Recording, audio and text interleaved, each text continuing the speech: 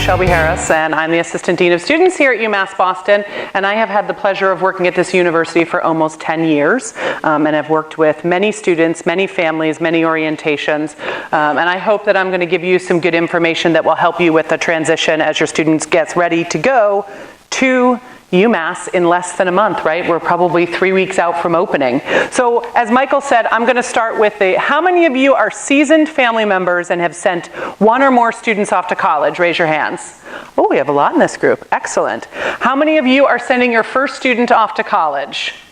Excellent. So it's about half and half. Perfect. And as Mike said, maybe you're going to want to chat with each other to get some wisdom and lessons learned from some of those folks who have already done this before. So some of this might be a little bit of a repeat for those who have already sent students, but we like to do this UMass Boston style. So we're going to give you some hopefully good information. I will say, please feel free to ask questions at any time, and there will also be time at the end for questions, and we'll stay around with the orientation leaders, myself, Mike, so we can have some time for one-on-one questions if that will be helpful for you as well.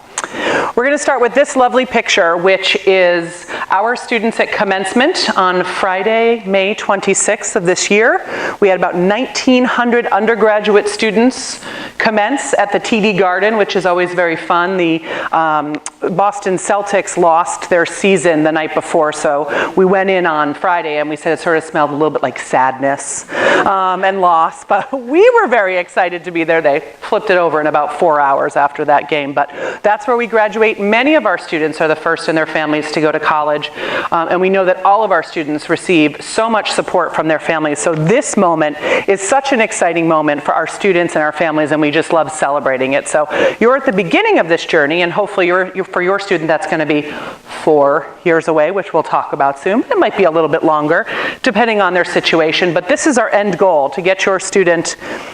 Probably by the time they graduate, they will be on this campus in the front of the campus center when we're all done with construction on the lawn that will be there, which we like to call the commencement lawn. So hopefully by the time they graduate, you'll be coming back here for graduation with the beautiful water view. We have some goals for this session. The first is give you strategies and information to assist your college student during the transition to UMass and beyond. And the second is for you to leave with tools and tips on how to support your student as they go through this experience. And UMass Boston is unique and it's amazing. So you're going to want to have these tips to support your student as maybe they come home and say, well, the roadway changed again and I didn't know how to get to campus, but we have good signs. So don't you worry about that. Any questions? I'm going to be on video with this for all of time. So this is the Cultural Adjustment W curve, and it was originally used with students who were going to study abroad and their transition into a different culture, but it has been adapted for use with students going off to college for the first time. And this is to demonstrate the cycle that your student may be experiencing. So we can sort of put it into this very curvy, very research supported graphic here, but I will explain it. So the first piece is they are going to leave here. They are going to hopefully have made new friends, learn the campus, and they're going to come back here September 5th, everybody, is the day we open. It's the Tuesday after Labor Day. That is the day that school opens for your students. So they're going to come here in 3 short weeks for the first day of school and the first week of classes. And so when they leave here and they think about coming back here, it's very exciting. There's some energy around it. It's a honeymoon period. The students are like, yes, I'm starting college. I'm going to UMass. I'm going to be a insert awesome major here. And all the possibilities that has. And then they're going to get in their classes, and we hope they're taking 5 classes a semester, which I'll talk about in a little bit. And then what is it, October, when you all sort of start to go into midterms? So keep this in mind. We have academic calendars on our website, by the way, so if you want to know the full academic calendar, you can just go to our website of when midterms are and final exams are and when semesters start and end and things like that. So about the long weekend in October is when the students are going to start to see midterms. They're going to realize, oh my, I'm in the middle of a lot of work and it feels very far from the beginning and very far from the end. And so you might see that they are having a little bit of conflict and culture shocks. They're trying to make new friends, they're getting involved, maybe there's, some kind of issues with something. So you're going to see that stress level tick up around October. And then they're going to get to their final exams, which are typically the week right before Christmas. We go very late here because we start so late. And they're going to finish and they're going to get great grades and be like, I finished. I did the first semester. I'm okay. I'm an A student, which they will all be. I'm fabulous. And they're going to take that 1 month in between. We do offer winter session, but most students will either, some of them are commuting from their homes, so they'll be hanging out, working, doing that. Some of them are living in Harbor Point or Peninsula right near here, so they'll be coming back to live with you for those 4 weeks. Fun. And then they'll be all adjusted, and then guess what? On January 22nd of 2018, which is when our spring semester starts, they'll be in their honeymoon phase again, and they'll be excited for a spring semester, and it will start all over again. And as we get to spring break in the middle of March, there'll be that sort of whew, and then they'll recover when they finish exams mid-May. I don't exactly know that, but I think it's mid-May. And then hopefully they'll be adjusted to it. I think there'll be some more of this road as they become sophomores, juniors, seniors, as the work increases, as their major gets a little bit more difficult, right, as they start internships or research projects and things like that. But for the most part, it's going to be an up and a down, and hopefully you'll look at your students and say, oh, I know why you're so cranky. It's October and you're in midterms, and Shelby told me about this, and we're going to talk it through and make sure that you know that you're going to be fine and you're going to get through that. So that's what you can expect this year. Isn't that exciting?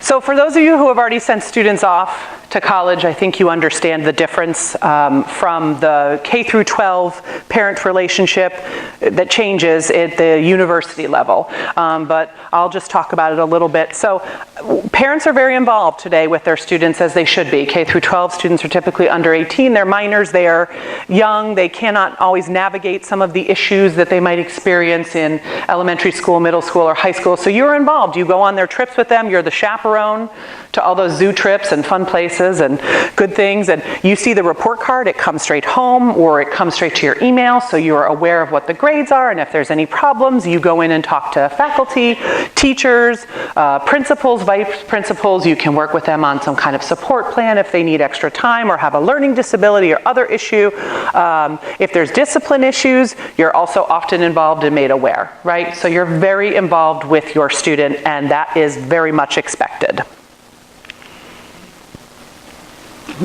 And then, when the student comes to college, they're typically over the age of 18. Anybody here have younger than 18s coming to us? Okay, couple, yeah. So you would potentially be involved if there was any issues until they turn 18. But when they turn 18, they are considered an adult in our eyes. We are governed by different regulations. We are governed by FERPA, the Family Educational Rights to Privacy Act, meaning that your student's record, when they come to us, is your student's record. It is private. We don't necessarily share that information back to you. We do not send grades home. We do not let you know when they come and seek health services or counseling services, or maybe meet with someone in our Ross Center for students with disabilities, although we welcome you to come in and sit with them if they give permission. So we are just not we're communicating with your student. We're not necessarily communicating with you about some of those grade and academic record issues.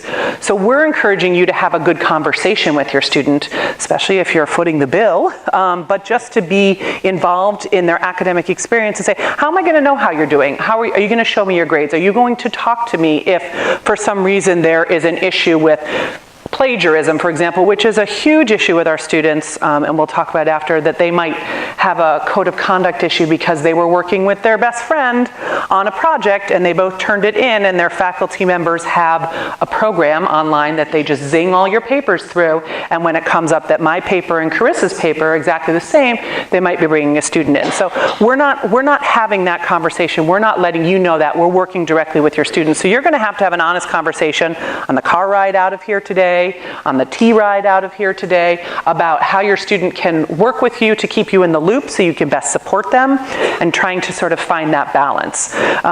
People always say, if there's an emergency, if your student for some reason has a serious health emergency, is taken off to an emergency room, or something life-threatening is going on, we are going to be on the phone with you. We are not going to keep you in the dark about that. But primarily, it is a different relationship. And our students and our families sort of need to understand that when you pick up the phone and call us to ask that information, we won't automatically give it to you. And it's talking with how you're going to sort of get that information from your student, and if there's a major issue, how you're going to get it from the institution. And we could talk that through further with the Dean of Students presentation. They'll give you that information. So again, I've already discussed this, it's the information flow. When they're in K through 12, it is primarily from the school to you along with the student. And when they're here at the university level, it is primarily from the university to the student. And they're going to need to keep you in the loop. So that is definitely a change, and something that our families, especially those who haven't sent students off to college, have a little bit of a difficulty getting used to. And again, that's why we open those lines of communication with your student, to make sure that they feel comfortable coming to you and talking with you if there's any issues. Any questions so far? I'm gloom and doom in the beginning, and then I get more exciting and, happy at the end. I'm just joking. So research has documented the dramatic change in the relationship between parents and colleges now that parents expect to be actively involved in the college experience. For those of you sitting in the room who went to college a while ago, or maybe left home a while ago, you didn't necessarily have that relationship with your children. It wasn't as intense. You weren't as actively involved, and I think that relationship has changed over the years. The millennials, the families, the students who are going to sports and lessons and doing community service, and you are very involved in their life, and I think that's a wonderful thing. But again, that changes a little bit as they're going to come here and they're going to start to develop and become their own person. So as they get ready to sort of move into that, young adulthood, older adulthood, and then adulthood when they leave us. And our goal is to help prepare them for the real world, even though many of them are living in it, but our goal is to help them be prepared for that for when they leave UMass. So we think of it as a changing relationship, and our beautiful blue bicycle built for two, that in the K through 12 years, you are the family member, the parent, and you are probably in the front seat, and you are guiding, and your student is behind you, pedaling, pushing along, but you are really setting the course, right? And then when the student comes here, at some point we hope that the student gets in the front seat and starts to take some tentative, cycles out. I was on a bike last week, and I hadn't been on one in a while, and it was not very pretty. So I'm just thinking of this. Actually, getting on the bike is difficult. Putting the student out front. And we know that you might change back and forth throughout the college years. Something might happen. The student needs a little bit more support. You might need to get back in the front seat. But hopefully by the end of this, the student's out front, and you're just leisurely in the back getting biked around because they're so competent and self-sufficient that they're ready to go. So that's how we sort of view this relationship. In the beginning, you're in front, and at the end, hopefully, they're in the front of this beautiful blue UMass Boston bicycle built for two. Michael makes this PowerPoint, who was here before. He has such great graphics. So some helpful tips. Again, I've gone over some of this, the adult-to-adult relationship, changing sort of the way that you communicate with your student and you view your student, which I'm sure takes a little time. When I talk with my parents, I think even though I'm a few years older than your student, they still see me as, their youngest daughter, and we still have some of that relationship, but it's definitely changed and started to change in the college years. Have the expectations conversation around the students' grades, the students studying, students getting involved, honest conversations about alcohol, drugs, things like that. What you expect, how you want them to be, that's very important, because while it's not an issue here, things are around, students turning 21, there's other students. We have 16,000 students here on campus, so there's a lot of other people on this peninsula, not withstanding about 2,000 faculty and staff as well. So it's a big place. Again, guiding rather than controlling. I think we know that controlling doesn't get us very far, so helping them to maybe make some decisions when things are difficult, and maybe, it's a good time to take risks, really good supported risks while they're in school. So allowing them to become the decision makers, planning ahead, like I said, the academic calendar, talking with them about that, knowing when the deadlines are. We find that a lot of students get into trouble because they've not paid attention to their email or paid attention to the deadlines that we typically send them well ahead of time, but they choose not to read the email, which, by the way, their UMass Boston email address is their official method of communication with the university. It's very easy for them to bounce it to a Gmail or another email account. Your orientation leaders can help your students do that and help you so that they can understand that. But when they say, oh, I didn't know that the last day to withdraw from a class was X, and then they're not doing well in a class and their only option is to not do well in the class, which can impact their GPA. So, oh, I didn't know I had to put in my financial aid application for next year. I just didn't know. Well, we actually did tell you. So helping them to plan ahead and understanding that I just didn't know is not a really great excuse. So we want them to be paying attention to those deadlines. Oh, I just didn't know I had to pay my rent on the 1st of the month. I didn't know, nobody told me. Well, they probably did tell you. Allowing for mistakes and just being a resource. Whether you've gone to college yourselves or whether you've just been out in the world working and being productive citizens, you have a ton of experience and a ton of knowledge to share with them when they hit some bumps. So we know that you're going to be one of their best resources for their success in college. Questions so far? Start on track, stay on track. This is very important. I want to make sure that I get to my cheat sheet so that I can tell you exactly what you're going to need to do. See, I'm so far ahead. Pardon me. Start on track, stay on track is something that a program that the university put in place several years ago. We found that our students, it was taking them a little while longer to graduate, so a little longer than 4 years for some students. They weren't taking a full course load, especially our first-time newer students, such as your students who are coming into college for the first time. And it was taking a while longer. And don't forget, there's a cost to coming here, right? So if you have to stay in school for a 5th year, you're not only paying for school for a 5th year, but there's an opportunity cost by not being out in the workforce and by not making money. So our goal is to help students be successful and be successful in the shortest amount of time as possible while still allowing them to be comfortable.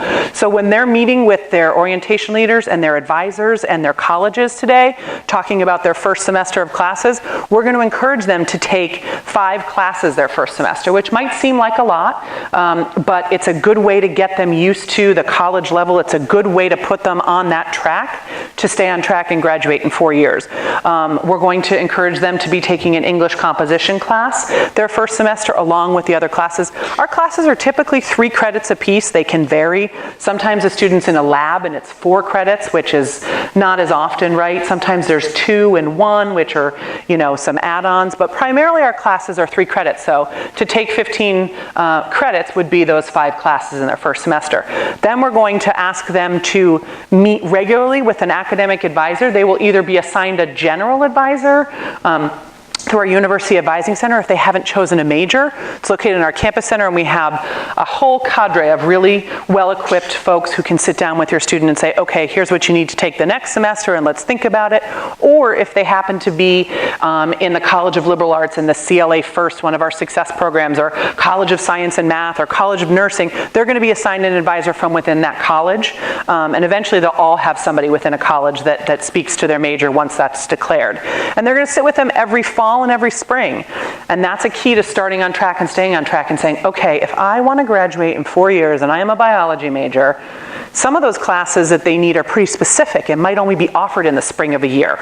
But then if you don't take that, you can't get into the one in the fall. So there's prerequisites, and it's a lot to keep in your brain. And even though we have tools online and Wiser that the students can use to help themselves, it's really beneficial to sit with a professional advisor to be thinking through those things so that they can get through, hopefully in 4 years, to that picture at the TD Garden or the front of the campus center for graduation. So those are the things that we're going to be underscoring with your students starting today and when they register tomorrow. And again, when it's time to meet with an academic advisor, they might get an email about that, and they should check that email so that they're not registering the last day possible and not getting the best opportunity to get the classes that they want. So starting on track, staying on track, 15 credits or 5 classes plus English composition plus meeting with an advisor regularly should equal success for your student. questions on that? Yes? I'm just curious how the AP plays into all of that. Like, would the advisor help them with that, or like? This is a great question. The AP, Michael, might be able to give us a little. He worked in the honors college before we grabbed him away, so Michael might be able to answer that. Sure. So for the APs, what we recommend is for the student, if they have not received a score and it has not been processed yet by our undergrad admissions office, for the student to let their academic advisor know tomorrow before advising and registration begins. This way they can sort of placehold it, particularly if it's an English AP, that can help them out with their English 101 and 102 requirement. If the score has already been received and it exempts them from a course, that will be in the degree audit that they're able to see tomorrow, and that will help them place into the right class. At the end of the day, though, make sure that the schedule reflects the fact that English AP should exempt them from an English 101. Good question. Any other questions before I go on? And again, we'll have plenty of time at the end for those as well. So, moving on. So we've talked about academics, but becoming a college student is a bit more about just going to classes. We have a tremendous amount of opportunities for students to become involved outside of the classroom that either support their academic work and or just help to make them a more well-rounded person, citizen of the world, etc. We have been hard at work this summer planning our welcome events that begin the first day of classes for students, and we actually, it's not really welcome week, it's welcome weeks. We just had to go with 2 weeks because we love doing fun things for students. So right when they get back, they're going to see a ton of events for them. We have a student employment fair on Wednesday the 6th, and they're all in our campus center or right around some of the places that your students will be going to and from classes and to and from the buses, so they're kind of going to run into it for the most part. It would be hard to miss them, but we'll also advertise them on the web and social media and through email. They'll be able to find out that way. But on Wednesday the 6th, we have a student employment fair. So if your student is looking for a job on campus, whether they have work study or not, we'll have all the people who are seeking student employees, so it's a good way for them to make some money and have a job and support their tuition and their expenses. That's happening. Then we have a student involvement fair the next week. We have a volunteer fair. We have a lot of fairs, but it's a really good way for your students to be exposed to sort of a lot of people at once and get good information. We will be having the freshman investiture, which is our way of sort of bringing in our new class of first year and transfer students who are going to hopefully be the class of 2021 and bonding them together. And we have David Ortiz speaking this year on Wednesday, February 12th. So Big Poppy's going to come and talk with them. So we're really excited about that. That is for our students. Sorry, we don't think you can come. We don't have enough room, but if we do, we'll let you in. So we have that. We have a convocation which kicks off our academic year.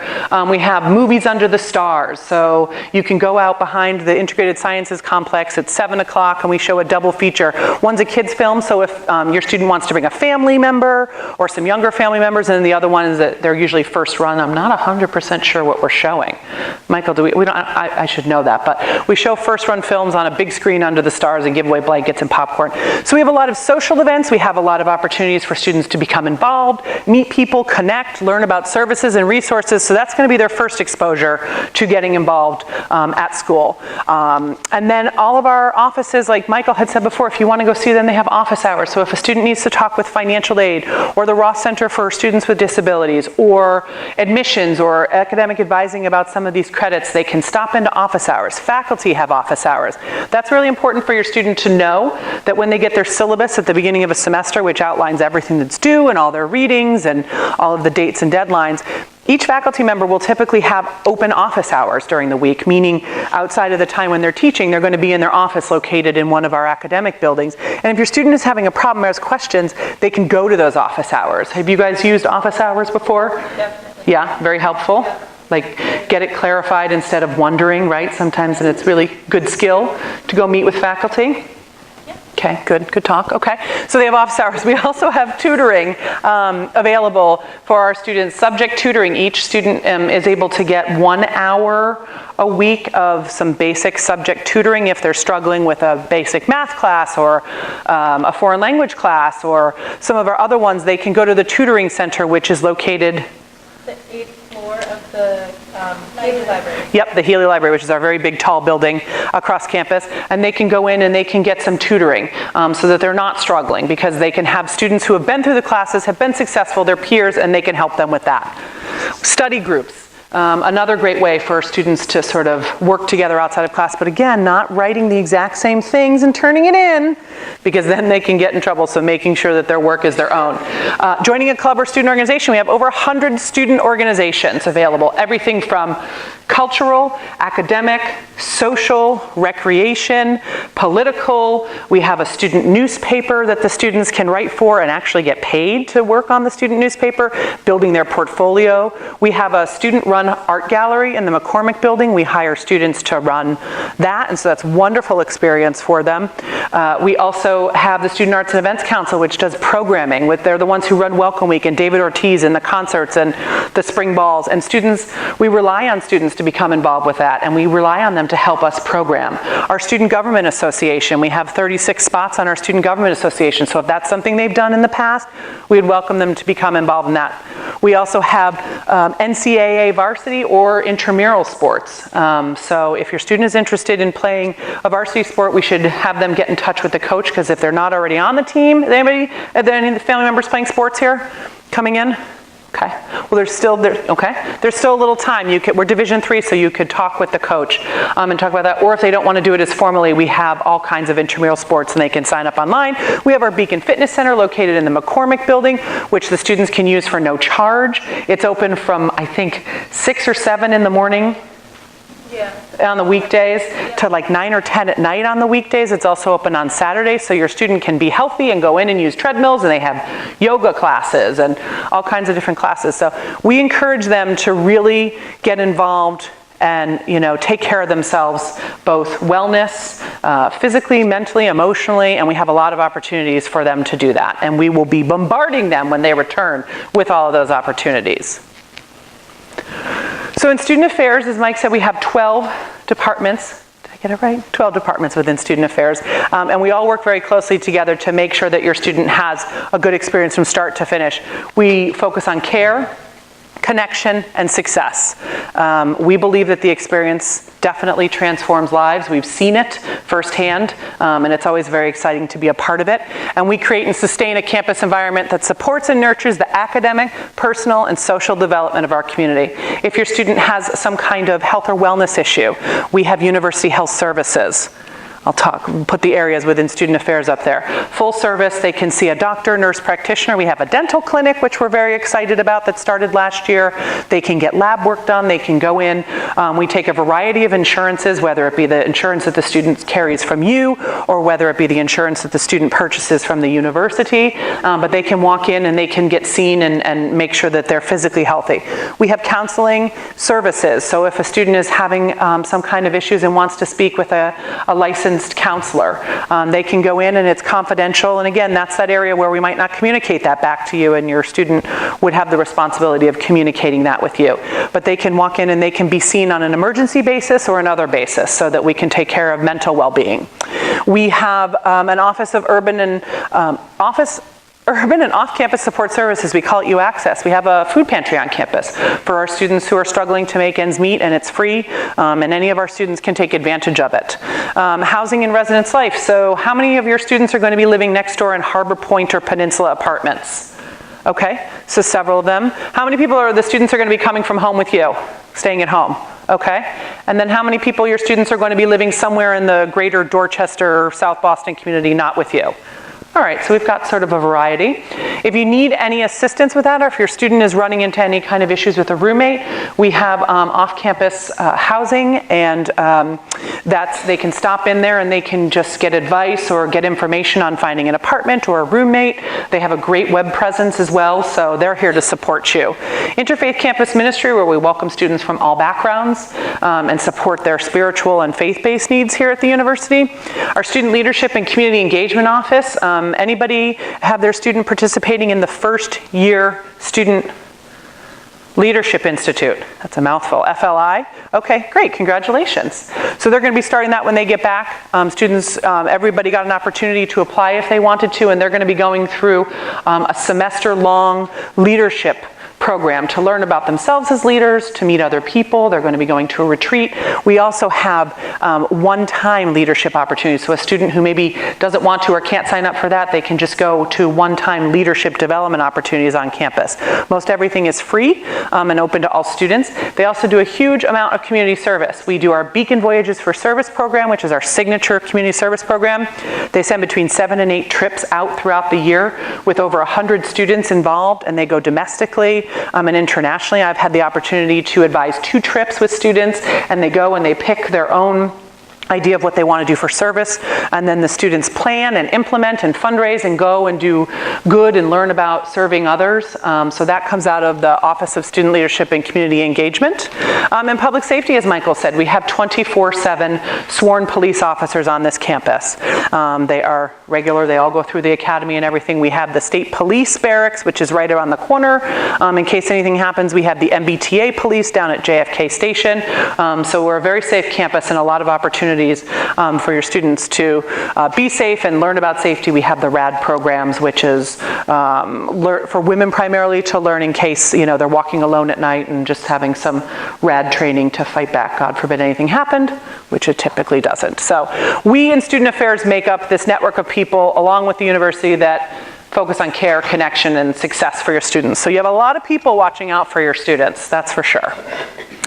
If there's something going on and you want to let us know about it, we have several ways. You can be in contact with the Office of the Dean of Students over the phone, Monday through Friday, 8:30 to 5. You can email the Office of the Dean of Students, say something's happening with your student, you're not quite sure, you're a little bit concerned, but you want to be in touch with us so that we're aware, so we can meet with your student and give them some extra support. You can also go online to the Dean of Students website. We call this Maxient. It's our student care database. So anybody from the university or anybody from the outside community can fill this out if they know that somebody might be struggling.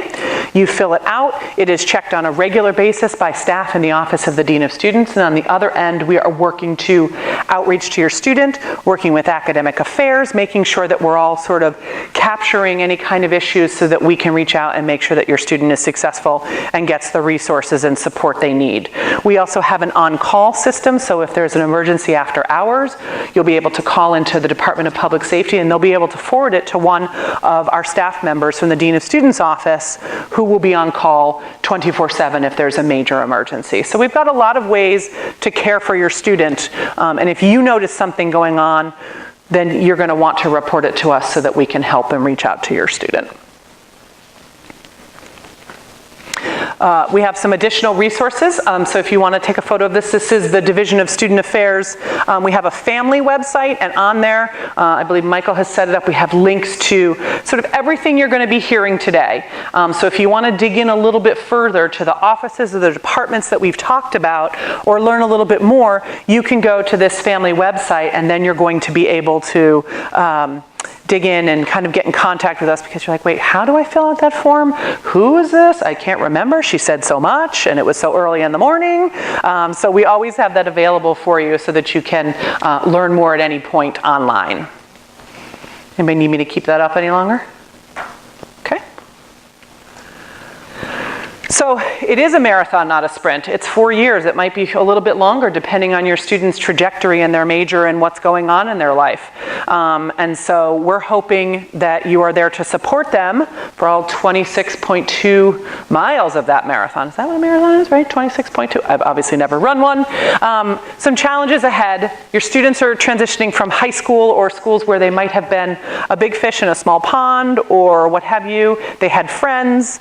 Everything was sort of all set, and now they're coming to this big campus. We're physically not that big in our footprint, but we are big in that we have a huge, diverse, wonderful, exciting, vibrant population here, and that might be different for your students to experience.